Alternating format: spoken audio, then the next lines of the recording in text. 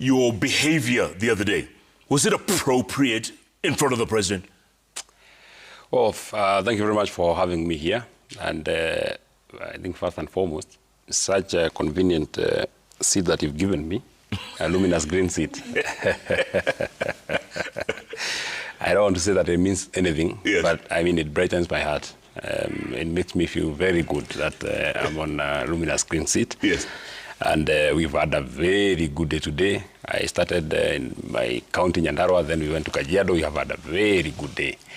I've seen really quite a long list of reactions from many people. I've seen people say many things. Some, I think a majority of the people, very happy. A few and a section of the people not really happy. And let me say this, Jeff. First and foremost, I still pass my condolences to the family of the Honorable Kerao. He's a man that I know, he's a man that I've worked with. And I mean, his demeanor has always been a demeanor of people who, a person who has been politically tolerant. He's been a very tolerant person. That's why it was easy for him to campaign on the Jubilee Party and get elected on a UDA zone that time. I have known President William Ruto for quite some time, especially since I was elected. Amongst his most favorite legislators then was myself. Just yesterday, I'm sure you saw, for people who now want to guilt-tripped us, post a video of William Ruto driving us, I don't know how to call it, a tuk-tuk or what. And I'm just next to him. We're just the two of us and some two other members of parliament. No police, no nothing. Yeah. On his farm. I've visited most of his farms. I've been to Koilel, I've been to Sugoi, I've been to Narok, his farm in Narok. I've been with him in most of the state lodges. I've visited State House Nairobi before many times. So therefore, it's a person that I would not say that I don't know. I have campaigned with him. We campaigned together. He campaigned for me. I campaigned for him. And we have really been together. So the question is, what happened? What happened? Nothing has happened. That's why I'm coming. So he actually said, and I think it would be inappropriate for anybody to say that what I said was not appropriate before the president, because he himself said two very fundamental things. That as a leader, you have to stay on your line. He actually said that, that when you stand before people, you must do what you promised to do. That is the thing number one that he said. Thing number two that he said, because I know the thing that they feel that was somewhat inappropriate, most of the people who feel that the only thing that they saw that they feel is a bit inappropriate is why I told him, I respect you, but I don't fear you. First, Jeff, fear is a very bad trait. Fear is a trait that would undermine you. And you have to defeat fear to become a good person, to become a good leader. And you said you don't fear him. I don't fear him. Do you fear him? Yourself? He's the president of the republic. But do you fear him? He's your elder. Yes. You only need to respect him as an elder. Respect his office, respect him as a person, because I said, actually, and I want you to review that clip, that I first respect him as the head of state. I respect him as a commander-in-chief. I respect him as a parent. His sons are my age mates. So therefore, it would be wrong for me to disrespect him. But it would be also wrong for me to fear him. Because if I fear him, I will not be a good leader. But fear is not respect. Neither is respect fear. You cannot say that you respect a person and you fear him, because when you fear a person, like if I fear you, Jeff, I can't be a good guest tonight. I will not be able to speak up. How would I speak up? Even yourself, if you are, I mean, if you fear even your superiors here, if you fear your superiors here, you can't be a good news anchor. So let me say this. The context upon which we say these words, and if I am given a microphone another time, I would say the exact words. I feel very proud of myself that I actually was able to defeat fear and speak in front of the head of state and tell him of the things that really matter to my people. Let me ask you this. If you had been in Sugoi, yes, and you were given this microphone in the president's backyard, let's admit it, you were in your home ground. Yes. You were in your home turf. Yes. Now, Prezo alikuwa away. Yes. If you were in his home ground, would you have said the same things? First, I would not have spoken because it would not have been my county. But even if I had been given an opportunity to speak, I don't represent the people of Sugoi. So therefore, The things that I was speaking about, roads and what have you, I will not speak about them. So I would not have had to defeat any fear to address the president, because I don't know the things that he has promised in Sugoi, but I know the things that he has promised in Nyandarua. Now, coming to my point, Jeff, I spoke right after the county member, woman member of parliament. I spoke after the member of parliament. Both of them who spoke before me, none of them spoke about the promises the president has made to the people of Nyandarua.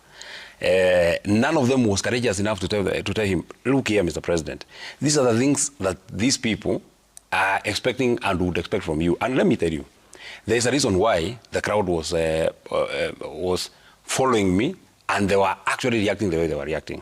Let me tell you, Jeff, you may say that I was in my home turf, but I was in very unfamiliar territories, because that whole crowd that you saw there, and I mean, you are a Kikuyu, you know, the first words that I said, all of you had been mobilized at night to come and shout me down. That's what I said, because I knew everybody in that stadium had been mobilized. They had mobilized more than 6,000 people to come to the stadium.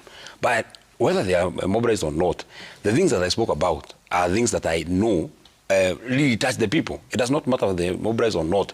These are promises that have been made. And there are some people who are actually saying that I should apologize. In fact, the reason why I should apologize, and the only part I think we should apologize, is to the people of Kalau, because we give another avenue for the president to make even more promises.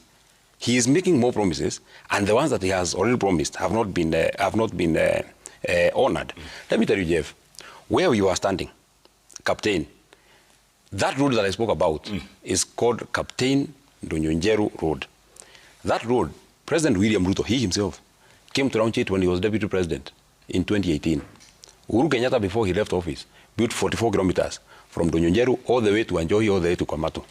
When President William Ruto was elected, among the very first counties that he went to visit for this thing that they were calling County Thanksgiving was in a place called Wanjohi in Kipipiri. And he said in Wanjohi, October of 2022, in 10 months, this road will be complete. And now?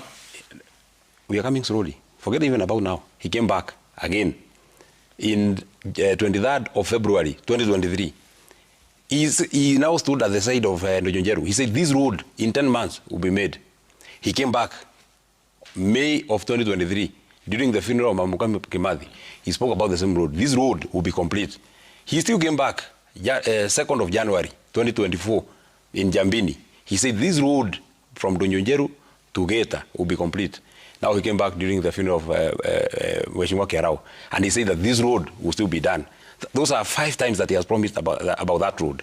How wrong would I be then, Jeff, to remind him that, Mr. President, look here, because I knew he will still promise that road. Yeah. Maybe finally, let me also tell you this: for that time that I stayed with William Ruto, there is also some advantage that I got. I know that William Ruto does not like being challenged on projects. One of the roads that I mentioned, the road from the one that he had promised when he was Jabini, is a road called Kinamba, Karangadha, Koharaka. It then starts as Mwedandu, going all the way to Karate. A day after I spoke about it on Wednesday. On Thursday, it was advertised to be improved to bitumen standards. I spoke about Orokau Stadium. The next day, I hear the tractors were there. I spoke about the road from Jambini to Mama Mukami Kimathi. I went there for a funeral on Friday. Yeah. I saw that they are mobilizing. Well, now let me tell you, Jeff, because I can speak about these projects, all of them. Sure.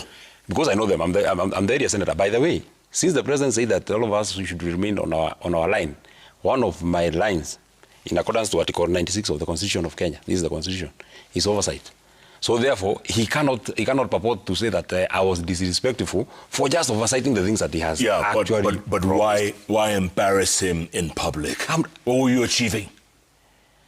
Let me say this, Jeff. I had no intent of embarrassing him. I have had no intent of embarrassing him. He's the head of state. And by the way, if I stand before the people and I remind you, Mr. President, because you see, all these people that move with the president, they already spoke on that particular platform. And had I not spoken about those roads, he would not have responded. If what you're calling embarrassment would actually unlock the development that has been promised, and the people of Nyandarua are actually saying, do not even promise us even 1 more shilling.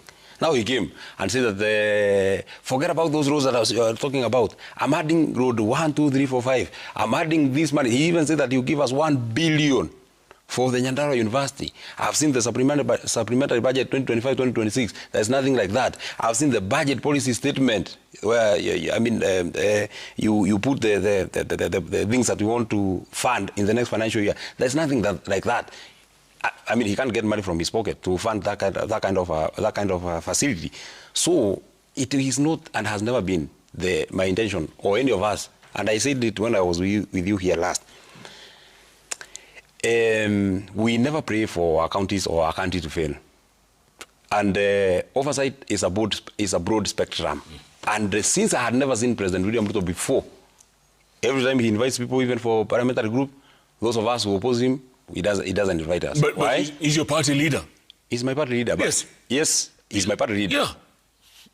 So that's more reason why I should help him, because I was with him when he was promising. That is more reason why I should remind him. And in fact, I told him, Mr. President, these are not things that I'm telling you to do for us. These are things that you have committed yourself. Let me ask you, Jeff. There is a road that connects us to Muranga. A road that is from Jambini to Gatura. Is only 51 kilometers. 51 kilometers is one of the Mau Mau Road lot. Before Uhuru Kenyatta left, he had built 44 kilometers. Only a section of 7 kilometers remained. Just 7. Now it's 3 years, 6 months. It's about 1 year, 6 months to the general election. That road has not been done. Just 7 kilometers. Your predecessor has done 44. You're only required to do just 7. That road cannot be used. So even that money that had already been appropriated for that road has not been done. So how would I sit comfortably in such a... In fact, I'm sure Honorable Kerao was very proud, because these are things that he has had the president commit many times. I'm sure he was very happy that I was able to raise this. Tell me something. Your clips have gone viral. Let's face it, they've gone viral. And a lot of young people have watched you talk down to your president. What do you think they are thinking? First, I want you to not to say that I talked down to the president, because it's actually not accurate. I am sure the young people are very emboldened to speak up. Let me tell you, had our young people not defeated fear, Finance Bill 2024 would have passed. Had our young people not defeated fear, because you see, the terror upon which our children were treated, the shooting, the tear gassing, the kind of force that was used by government, the young people defeated fear. They came out and they said that this thing, we don't want it. If you don't defeat fear, Jeff, you can never speak up. And I want to encourage our people, both the young, both the old, speak up, speak up, speak up. And somebody was telling me, the reason why I'm even very happy about you is because these are the things that you speak in the rallies. You speak in the rallies and maybe he doesn't watch. Now he was there. I'm happy that you told him the things that you believe in. Speak about what you believe in. Even your allies were saying you were disrespectful. Your allies. I mean, I am not accountable to my allies. I'm only accountable to the people of Nyandarua. I saw the kind of support that the people of Nyandarua gave me when I was raising those things. Let me tell you, I'm not accountable to the president. I'm not accountable to the people. I'm not accountable to my party leader. I'm not accountable to my allies. I'm accountable to the people of Nyandarua. They are the people who have given me this job of being a senator. They are the people who have told me, you are a watchdog.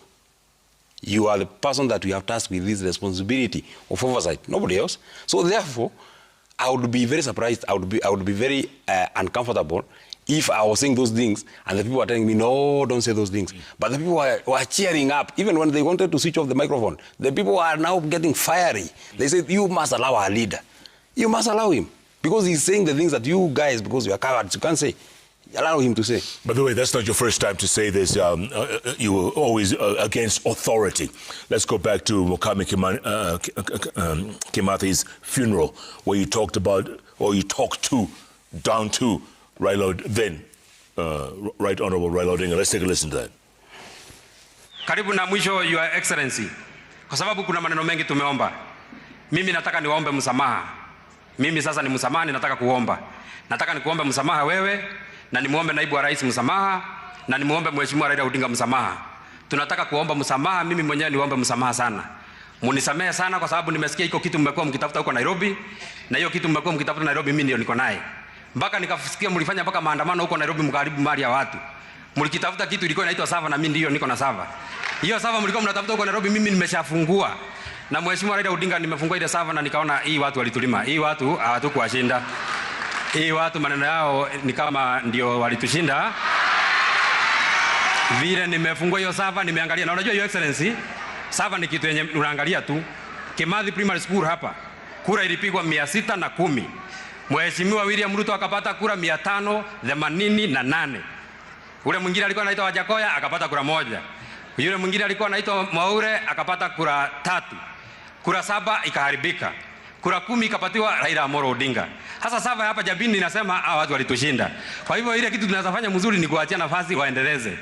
Ile kitu mimi nataka niseme baba Raila Odinga kwa sababu watu walitulima ile ya 2022 na vile nimepima kabisa ni kama hiyo tumemaliza. Wacha tujipange na ile ya 2032 kwa sababu hii watu vile wamekaa hawawezi waachilia ya 2027. Hii hawawezi waacha, labda tupange ile ya 2032. Na tena vile pia naona Gachagua ameanza kujipanga, tena ya 2032 inaharibika pia. Sijui tujipange na ile ya 2042. Na tena vile yakina Medhu ameanza kuja tena ya 2042 inaweza kuwa maneno ngumu. Not your first time attacking authority. I'm not attacking authority, my brother. I mean, I'm just saying why that time. I mean, the issue was the Azimio team were always on the road complaining about the electoral fraud, and I could tell